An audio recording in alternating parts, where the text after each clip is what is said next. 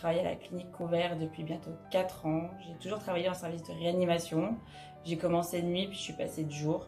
J'ai fait un petit séjour à l'USIC très bref. Et je suis revenue du coup aux sources de la réanimation. Je suis partie du coup en mission pour les Antilles à la base.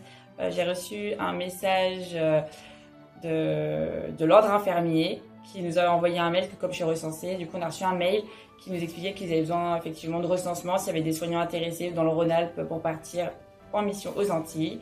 Du coup je me suis inscrite et c'est l'ARS qui m'a recontactée 48 heures avant le décollage.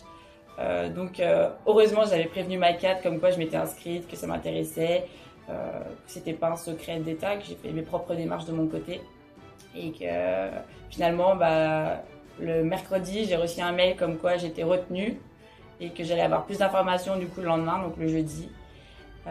J'ai fait ma valise, j'ai attendu le jeudi et en fait j'ai reçu la formation officielle de mon départ jeudi soir à 23h par l'ARS et je décollais en fait le lendemain matin, j'avais rendez-vous à midi à Paris. Donc c'était tout dans le feu, donc c'était incroyable. Et je suis partie du coup en Martinique comme mission et pour 15 jours minimum.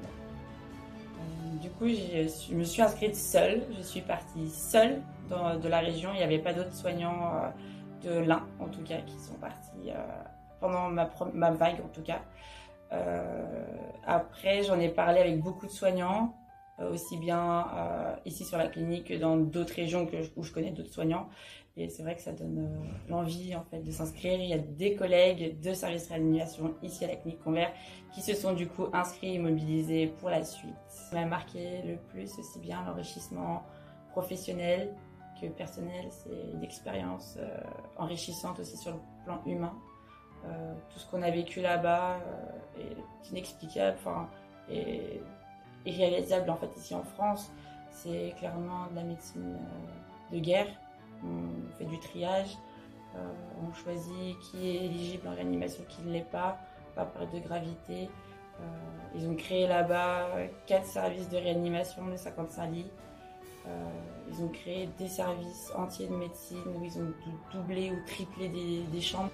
Le mot principal de cette expérience, c'est l'adaptation. On arrive, on connaît notre travail, on sait ce qu'on a à faire. Et finalement, avec tout le manque de matériel, le manque de personnel, la différence aussi de culture, finalement, en fait, on s'adapte. On est là pour très peu de temps, donc on ne peut pas changer, modifier. C'est à nous de nous adapter en fait dans le fonctionnement, dans leur culture. On est juste un grain de sable. On n'est pas là pour tout changer, tout révolutionner. Donc, on fait comme on peut avec ce qu'on a.